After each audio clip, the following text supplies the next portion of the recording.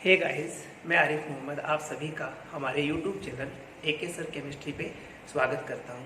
आज का हमारा टॉपिक है केमिकल काइनेटिक्स, रासायनिक बल गतिकी, जो कि फिजिकल केमिस्ट्री भौतिक रसायन का बहुत ही महत्वपूर्ण टॉपिक है, जिसके बारे में हम बात करेंगे।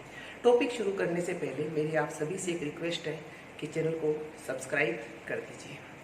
केमिकल काइनेटिक्स, रासायनिक बल गतिकी। केमिकल काइनेटिक्स या रासायनिक बल गतिकी केमिस्ट्री की एक ब्रांच है, एक शाखा है, जिसके अंतर्गत रासायनिक अभिक्रिया के वेग, रेट ऑफ रिएक्शन, रासायनिक अभिक्रिया की क्रियाविधि, मैकेनिज्म ऑफ रिएक्शन और इस वेग को प्रभावित करने वाले कारक, factors that affecting rate of reactions का अध्ययन किया जाता है। तो हम क्या कह सकते हैं, रसायन विज्ञान की वह शाखा जिसके अंतर्गत रासायनिक अभिक्रिया के वेग, विक्रिया की क्रियाविधि और अभिक्रिया को प्रभावित करने वाले कारकों का अध्ययन किया जाता है, रासायनिक बल गतिकी या केमिकल काइनेटिक्स कहलाती है। किस प्रकार की रासायनिक अभिक्रिया का चयन किया जाता है वेग पता करने के लिए? देखिए, वेग के आधार पर 3 प्रकार की रिएक्शंस होती है। तीव्र अभिक्रियाएं, फास्ट रिएक्शन, स्लो अभिक्रियाएं, धीमी अभिक्रियाएं और मॉडरेट रिएक्शन, मध्यम वेग वाली अभिक्रियाएं। फास्ट रिएक्शन की बात करें तो आप ऐसा सोचिए कि तुरंत जो रिएक्शन होती है, बहुत ही तीव्रता के साथ में जो रिएक्शन हो जाती है, क्या उन रिएक्शंस का वेग पता किया जा सकता है? नहीं किया जा सकता है। लाइक प्रेसिपिटेशन रिएक्शन, अवक्षेपण अभिक्रिया यहाँ पे लिखा गया है, परंतु न्यूट्रलाइजेशन रिएक्शन भी, जो उदासीनीकरण अभिक्रियाएं हैं, वो भी बहुत ही तीव्र होती है, उनका वेग हम पता नहीं कर सकते हैं। इसके अलावा जो अभिक्रियाएं बहुत ही धीमे वेग से होती है, जैसे लोहे पे जंग लगना। लोहे पे जंग क्या आधे दिन में लग जाता है, 1 दिन में लग जाता है, 2 घंटे में लग जाता है? नहीं, बहुत लंबा प्रोसेस है, बहुत ही लंबी चलने वाली अभिक्रिया है। तो लोहे पे जंग लगने की अभिक्रिया बहुत ही लंबी होने के कारण वहां पर भी रेट ऑफ रिएक्शन डिटरमाइन नहीं किया जा सकता है। तो फिर कहां पे किया जा सकता है? मध्यम वेग वाली अभिक्रिया, मध्यम वेग की जो रिएक्शंस, मॉडरेट जो रिएक्शंस होती है, वहां पे अपन रेट ऑफ रिएक्शन डिटरमाइन कर सकते हैं। लाइक एग्जांपल, यहाँ पे अपन ने N2O5 का डिकम्पोजिशन लिया है, जो कि NO2 और O2 में विघटित हो जाती है। तो रेट जो केमिकल काइनेटिक्स है वो कहाँ अप्लाई होगी? Only on moderate type of reaction, मध्यम वेग वाली अभिक्रियाओं पर हम उनके वेग की गणना काइनेटिक्स के द्वारा कर सकते हैं। अब हम बात करेंगे अभिक्रिया के वेग की, rate of reaction. Rate of reaction, वेग क्या होता है? इकाई समय में तय की गई दूरी वेग कहलाती है। परंतु केमिस्ट्री में दूरी को तो यहाँ पे डिस्कस करना नहीं है। यहाँ पे हम दूरी की जगह किसकी बात करेंगे? सांद्रता की, कंसंट्रेशन की बात हम यहाँ पे करेंगे। तो यहाँ पे सांद्रता पदों को अपन डिस्कस करेंगे। तो यहाँ पे एक सिंपल रिएक्शन ली है अपन ने, रिएक्टेंट कन्वर्ट हो रहा है प्रोडक्ट में। देखिए, कोई भी रिएक्शन होती है, इसमें अभिकारक उत्पाद बना रहा है, रिएक्टेंट प्रोडक्ट बना रहा है। बिगिनिंग में जब तक हमने अभिक्रिया शुरू नहीं करवाई है, तब तक रिएक्टेंट की कंसंट्रेशन क्या रहेगी? मैक्सिमम रहेगी, जब तक रिएक्शन शुरू नहीं कराई। जैसे ही आप रिएक्शन शुरू करा दोगे तो समय के साथ साथ रिएक्टेंट की कंसंट्रेशन क्या होने लगेगी? कम होने लगेगी। रिएक्टेंट क्या बना रहा है? प्रोडक्ट बना रहा है। तो रिएक्टेंट की कंसंट्रेशन समय के साथ साथ क्या हो रही है? कम हो रही है, क्योंकि रिएक्टेंट किस में कन्वर्ट हो रहा है? प्रोडक्ट में कन्वर्ट हो रहा है। प्रोडक्ट की मैं बात करूं तो एट द बिगिन प्रोडक्ट है ही नहीं, पर जैसे रिएक्शन शुरू कराई प्रोडक्ट बनना शुरू हो गया। तो प्रोडक्ट की कंसंट्रेशन क्या होने लगी? बढ़ने लगी। रिएक्टेंट की कंसंट्रेशन क्या हो रही है? कम हो रही है, जबकि प्रोडक्ट की कंसंट्रेशन बढ़ रही है। रिएक्टेंट की सांद्रता कम हो रही है, प्रोडक्ट की सांद्रता बढ़ रही है। यानी हम रासायनिक अभिक्रिया का जो वेग है वो अभिकारक के संदर्भ में भी बता सकते हैं और उत्पाद के संदर्भ में भी बता सकते हैं। क्या होता है अभिक्रिया का वेग? रिएक्टेंट या प्रोडक्ट की सांद्रता में चेंज हो रहा है, उस चेंज में कितना समय लगा है, उस चेंज होने में कितना समय लगा है, वही रासायनिक अभिक्रिया का क्या कहलाता है? वेग कहलाता है। एट द डेफिनेशन टर्म में कहूं तो आप कह सकते हो, इकाई समय में किसी अभिकारक या उत्पाद की सांद्रता में होने वाला परिवर्तन रासायनिक अभिक्रिया का वेग कहलाता है, जिसके बारे में हम यहाँ पे बात करते हैं। देखिए, वेग को क्या कह सकते हो? अभिकारक की सांद्रता में परिवर्तन बटा इस परिवर्तन में लगा समय, या क्या कह सकते हो? उत्पाद की सांद्रता में परिवर्तन बटा इस परिवर्तन में लगा समय। एक ग्राफ बना के इसको अपन समझने की कोशिश करेंगे। सबसे पहले अभिकारक के संदर्भ में देखिए, एक ग्राफ शो करा है हमने यहाँ पे। एक एक्सिस पे अपन ने अभिकारक की सांद्रता ले रखी है, दूसरे एक्सिस पे हमने समय ले रखा है। दूसरे एक्सिस पे क्या ले लिया हमने? समय ले लिया। ठीक है, तो अभी देखिए अभिकारक की सांद्रता प्रारंभ में क्या थी, मैक्सिमम थी, परंतु जैसे जैसे अभिक्रिया को समय हो रहा है अभिकारक की सांद्रता क्या होती जा रही है, कम होती जा रही है। इस पे अपन दो बिंदु यहाँ पे, सबसे पहले अपन ने मान लीजिए समय ले लिया T1। इस T1 समय पर रिएक्टेंट की कंसंट्रेशन क्या है, R1। जो T1 समय अपन ने लिया उस पे रिएक्टेंट की कंसंट्रेशन R1 है। और T2 समय, जब अभिक्रिया को T2 समय पे जब अपन देखें तो T2 समय पे अभिकारक की कंसंट्रेशन क्या है, R2। T1 पे R1 और T2 पे R2। हमने क्या कहा है यहाँ पे, अभिकारक की सांद्रता में परिवर्तन। तो अपन ने जो टर्म्स दिए उनकी रिस्पेक्टिव में अपन बात करें तो अभिकारक की सांद्रता में परिवर्तन कितना हुआ है, R1 से R2 तक। परिवर्तन में लगा समय कितना लगा है, अगर अपन T2 और T1 का अंतराल निकाल लें, इंटरवल निकाल लें, तो हमें परिवर्तन में लगा समय भी यहाँ पे मिल जाता है। तो अपन क्या कह सकते हैं, परिवर्तन सांद्रता में परिवर्तन को क्या बोल दिया, R2 माइनस R1। और समय कितना लगा है, T2 माइनस T1। R2 में से R1 गया, क्या बोल दिया इसको, डेल R बटे में डेल T।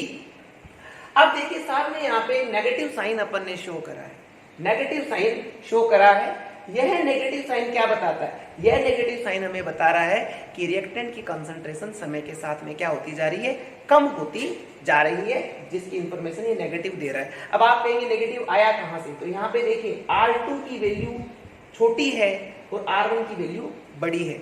छोटी वैल्यू में से जब बड़ी वैल्यू को आप सब्सट्रैक्ट करेंगे, माइनस करेंगे, तो रिजल्ट किस में आएगा, नेगेटिव में आएगा।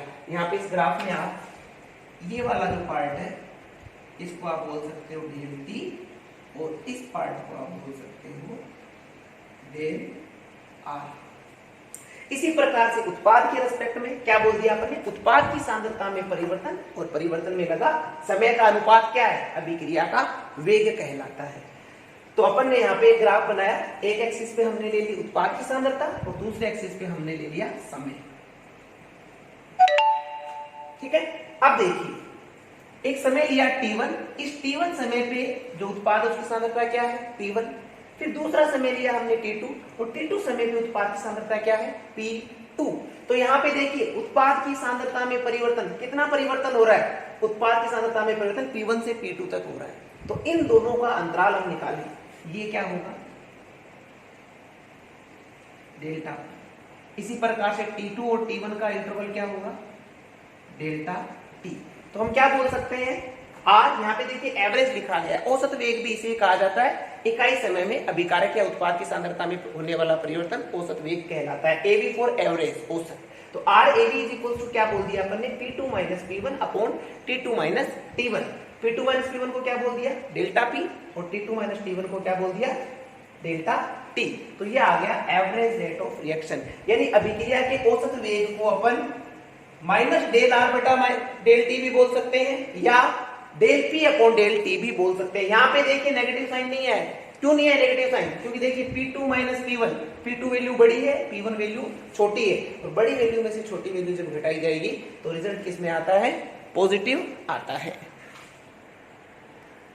नेक्स्ट टॉपिक है हमारा तात्क्षणिक वेग, instantaneous rate of reaction. Instantaneous rate of reaction क्या होता है, किसी क्षण विशेष पर किसी रासायनिक अभिक्रिया का वेग तात्क्षणिक वेग या इंस्टेंटेनियस रेट ऑफ रिएक्शन कहलाता है। यानी हम कह सकते हैं कि जो डेल टी है, अपन ने जो टाइम इंटरवल लिया था वो डेल टी है, that is tends to zero, वो जीरो की ओर अग्रसर है। तो इस स्थिति में अपन क्या बोलेंगे, जो डेल्टा आर बटा डेल्टा टी आपने लिखा था उसको क्या लिखेंगे, माइनस डी आर बटा डी टी। ठीक है, ये होगा आपका इंस्टेंटेनियस रेट ऑफ रिएक्शन, यानी tan theta is equals to minus D R बटा डी टी। कैसे पता करते हैं, देखिए आपने जो ये कर्व बनाए हैं, अभी जो हमने कर्व बनाए थे, इन कर्व पे स्पर्श रेखा खींचकर हम तात्क्षणिक वेग की गणना कर सकते हैं। अब हम बात करते हैं अभिक्रिया वेग की इकाई। अपन ने जो अभी वेग के लिए एक फॉर्म लिखी थी वो लिखा था R average is equal to minus del R upon del T लिख सकते हैं, या इसको क्या लिख सकते हैं, del P upon del T भी लिख सकते हैं। तो यहाँ पे देखिए जो डेल आर है वह क्या है, कॉन्सेंट्रेशन। कॉन्सेंट्रेशन हम यहाँ पे ले लेते हैं मोल लीटर, मोल प्रति लीटर या मोल लीटर इनवर्स। कॉन्सेंट्रेशन की फॉर्म मोल प्रति लीटर या मोल लीटर इनवर्स, और टाइम को आप सेकंड में ले लीजिए, मान लीजिए आप सेकंड में ले लीजिए, सेकंड में ले सकते हो, समय कोई सा घंटे में ले सकते हो, दिन में ले सकते हो। तो यहाँ पे आपने टाइम लिया सेकंड में। तो अब इसका जो रिजल्ट आएगा वो क्या लिख सकते हैं अपन, मोल लीटर इनवर्स, और सेकंड जो नीचे ऊपर जाएगा क्या जाएगा, सेकंड इनवर्स। तो यहाँ पे जो वेग होता है उस वेग का जो unit of rate of reaction होगा वह होगा mole litre inverse second inverse. जो अभिक्रिया के वेग का मात्रक की बात कर रहे हैं, मात्रक होगा mole litre inverse second inverse, और इस प्रकार से इसको अपन डिटरमाइन कर सकते हैं। नेक्स्ट टॉपिक है हमारा अभिक्रिया की अणु संख्यता तथा कोटि, जिसके अंतर्गत सबसे पहले अपन बात करेंगे अणु संख्यता की।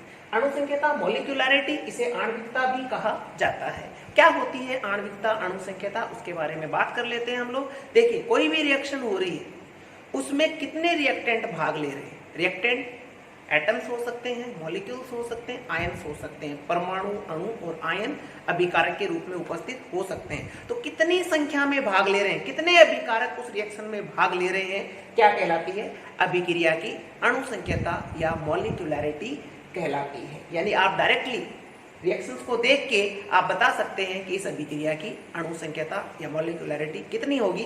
फॉर एग्जांपल यहाँ पे अपन ने HCl प्रोडक्शन की एक रिएक्शन ली है, जिसमें देखिए हाइड्रोजन और क्लोरीन का एक एक अणु अभिक्रिया करके HCl का निर्माण कर रहा है। तो इस रिएक्शन की हम बात करें तो इसमें कितने रिएक्टेंट भाग ले रहे हैं, एक अणु हाइड्रोजन का भाग ले रहा है और एक अणु क्लोरीन का भाग ले रहा है। तो इसलिए इस अभिक्रिया की मॉलिक्यूलैरिटी कितनी हो जाएगी, 2। यानी that is the theoretical value, ये एक सैद्धांतिक वैल्यू होती है, सैद्धांतिक मान होता है, और फुल डिजिट के रूप में, पूर्णांक के रूप में होती है। जैसा कि यहाँ पे अपने को 2 मान यहाँ पे इसका प्राप्त हुआ है। नेक्स्ट हम बात करते हैं अभिक्रिया की कोटि की, ऑर्डर ऑफ रिएक्शन क्या होता है। देखिए ऑर्डर ऑफ रिएक्शंस की मैं डेफिनेशन बता दूं आप लोगों को सबसे पहले, कि किसी भी रासायनिक अभिक्रिया के लिए आपने वेग नियम लिख रखा है, उस वेग नियम में प्रेजेंट कंसंट्रेशन, उस वेग नियम में जो भी सांद्रताएं उपस्थित है, उन सांद्रताओं पे जो घातांक लगे हुए होंगे, पावर लगी हुई होगी, उन्हीं घातांकों का योग या पावर का योग क्या कहलाता है, कोटि कहलाता है। इसे समझने के लिए अपन ने एक सिंपल सा एग्जांपल लिया है। यहाँ पे A के N1 मॉलिक पार्टिकल्स और B के N2 पार्टिकल्स रिएक्शन करके प्रोडक्ट बना रहे हैं। एक सिंपल रिएक्शन यहाँ पे अपन ने शो करी है। इस रिएक्शंस का रेट यानी इस अभिक्रिया का वेग हम द्रव्य अनुपाती क्रिया के नियम से या लॉ ऑफ मास एक्शन के अनुसार अगर देना चाहें तो हमने लिख दिया R प्रोपोर्शनल टू A की पावर x B की पावर y। क्या कहता है लॉ ऑफ मास एक्शन, किसी भी रासायनिक अभिक्रिया का वेग उस अभिक्रिया में भाग लेने वाले अभिकारकों की सांद्रताओं के गुणनफल के समानुपाती होता है, या हम कह सकते हैं किसी भी रासायनिक अभिक्रिया का वेग उस अभिक्रिया में भाग लेने वाले अभिकारकों के सक्रिय द्रव्यमानों के गुणनफल के समानुपाती होता है। तो यहाँ पे अभिकारक कौन है, A और B। तो A और B के लिए अपन ने क्या लिख दिया, ये सक्रिय द्रव्यमान कह दीजिए या सांद्रता कह दीजिए, यहाँ पे हमने शो कर दिया। अब यहाँ पे जो स्टाइकियोमेट्रिक मल्टीपल लगा हुआ है N1 और N2, वो हमने N1 और N2 नहीं लिख के क्या लिख दिया है, X और Y। क्यों, क्योंकि ये पावर जो X है वो N1 के समान हो भी सकती है और नहीं भी हो सकती है, N2 है वो Y के समान हो भी सकती है और नहीं भी हो सकती है। तो यहाँ पे अपन ने पावर X और Y लगा दी। इसके पश्चात जब अपन ने प्रोपोर्शनल के साइन को यहाँ से हटाया तो अपन ने कांस्टेंट यूज किया जो कि K है, यानी हमने लिख दिया R is equal to K concentration of A की power X concentration of B की पावर Y। यहाँ पे ये हमारे पास में वेग नियम आ जाता है। अब देखिए वेग नियम हमारे पास आ गया और हमने क्या कहा था, कोटि क्या होगी, वेग नियम में उपस्थित सांद्रताओं की, सांद्रता कौन है, A और B की घातांकें, घातांकें कौन है, A की घातांक X और B की Y, घातांकों का योग यानी X और Y का योग, X और Y का योग क्या कहलाएगा, कोटि कहलाएगा। किसी भी रिएक्शंस के लिए आपने रेट लॉ लिख लिया और उस रेट लॉ में जो कॉन्सेंट्रेशंस प्रेजेंट है उन कॉन्सेंट्रेशंस पर प्रेजेंट पावर, जो पावर लगी हुई है उन सभी पावर्स को आप जोड़ दीजिए और जो जोड़ का जो रिजल्ट आएगा वही रिजल्ट उस अभिक्रिया की rate of reaction order of reaction अभिक्रिया की कोटि कहलाता है। आगे हम अणु संख्यता और कोटि में डिफरेंस कर लेते हैं, जो कि महत्वपूर्ण भी है। दोनों की कंपैरेटिवली अपन ने यहाँ पे इनको शो किया है। जैसे कि अणु संख्यता या मॉलिक्यूलरिटी की वैल्यू सैद्धांतिक होती है, आप रिएक्शन देख के ये बता सकते हो, जबकि कोटि या ऑर्डर की वैल्यू प्रायोगिक होती है, जिसे आप डायरेक्टली नहीं बता सकते हो विदाउट प्रैक्टिकल। अणु संख्यता पूर्णांक के रूप में, अणु संख्यता हमेशा एक पूर्ण अंक के रूप में होगी। कोटि पूर्ण अंक के रूप में भी हो सकती है और भिन्न के रूप में भी कोटि हो सकती है। इसके अलावा अणु संख्यता होती क्या है? किसी भी रासायनिक अभिक्रिया में भाग लेने वाले अभिकारकों की संख्या या उसमें उपस्थित स्टाइकियोमेट्रिक जो गुणांक है, उन अभिकारकों के जो स्टाइकियोमेट्रिक गुणांक है उनको आप जोड़ दीजिए तो आपको कोटि प्राप्त हो जाएगी। जबकि अणु संख्यता प्राप्त हो जाएगी। जबकि कोटि क्या होगी? किसी भी रासायनिक अभिक्रिया के लिए जो आपने वेग नियम लिखा है, उस वेग नियम में उपस्थित सांद्रताओं की घातांकों का योग कोटि कहलाता है। ठीक है, तो ये यहाँ पे इसमें डिफरेंस हो जाता है। इसके पश्चात हमने कुछ एग्जाम्पल लिए हैं कि क्या कोटि और अणु संख्यता का मान हमेशा समान होता है? नहीं, समान हो भी सकता है और नहीं भी हो सकता है। यहाँ पे हम ने कुछ अभिक्रियाएं लिखी है। एग्जाम्पल, हाइड्रोजन और क्लोरीन HCl का निर्माण कर रहे हैं। तो यहाँ पे देखिए रिएक्टेंट कितने हैं? एक हाइड्रोजन है, दूसरा क्लोरीन। नंबर कितना, संख्या कितनी है? एक हाइड्रोजन का अणु है, दूसरा क्लोरीन का अणु है। तो एक और एक कितने हो गए? दो अणु। तो अणु संख्यता मॉलिक्यूलरिटी कितनी? 2। जबकि इस रिएक्शन के लिए ऑर्डर क्या होता है? 0 होता है। सेकेंड एग्जाम्पल, एस्टर का हाइड्रोलाइसिस, एस्टर का जल अपघटन हमने यहाँ पे लिखा है। यहाँ पे देखिए अभिकारक रिएक्टेंट एक एस्टर है, दूसरा जल है, यानी मॉलिक्यूलरिटी अणु संख्यता कितनी हो गई? 2। जबकि इस अभिक्रिया के लिए कोटि का मान कितना होगा? 1 होगा। इसी प्रकार से N2O5 का जो अपन ने यहाँ पे रिएक्शन लिखी है, इसमें आप देखेंगे कि N2O5 के यहाँ पे 2 अणु काम में आ रहे हैं, परंतु 2 अणु काम में आ रहे हैं, इसलिए अणु संख्यता कितनी होगी? 2 हो गई। जबकि कोटि कितनी होगी? 1 होगी। N2O5 के एग्जाम्पल को हम यहाँ पे समझने की कोशिश करते हैं। यहाँ पे N2O5 के 2 मॉलिक्यूल्स हैं जो 4NO2O2 का निर्माण कर रहे हैं, परंतु यहाँ पे इस रासायनिक अभिक्रिया के वेग का निर्धारण N2O5 का एक ही अणु डिसाइड कर रहा है। ऐसा क्यों होता है? देखिए ये रिएक्शन किस प्रकार से संपन्न होती है उसको अपन ने यहाँ पे शो करने की कोशिश की है। सबसे फर्स्ट स्टेप में देखिए N2O5 N2O3 और O2 का निर्माण करता है, जो कि एक धीमी गति का स्टेप है। सेकेंड स्टेप में N2O3 NO और NO2 का निर्माण करता है, जो कि फर्स्ट स्टेप है, तीव्र गति का पद है। थर्ड स्टेप में अगेन देखिए जो दूसरा N2O5 का मॉलिक्यूल है, वो इस नाइट्रिक ऑक्साइड के साथ में क्रिया करके 3 मॉलिक्यूल्स NO2 नाइट्रोजन डाइऑक्साइड का निर्माण करता है। इन तीनों स्टेप में हम देखें तो फर्स्ट स्टेप धीमी गति का है, सेकेंड और थर्ड फास्ट स्टेप है। बिगिनिंग में हमने एक बात कर ली थी कि हम उन्हीं रिएक्शंस का रेट ऑफ रिएक्शन पता कर सकते हैं जिनका धीमी गति से, धीमे वेग से, मंद वेग से जो संपन्न होती है, मॉडरेट रिएक्शन होती है। और हमेशा एक बात ध्यान रखिएगा कि किसी भी रिएक्शंस के लिए जो मंद पद होगा वो हमेशा RDS होगा। RDS means rate determining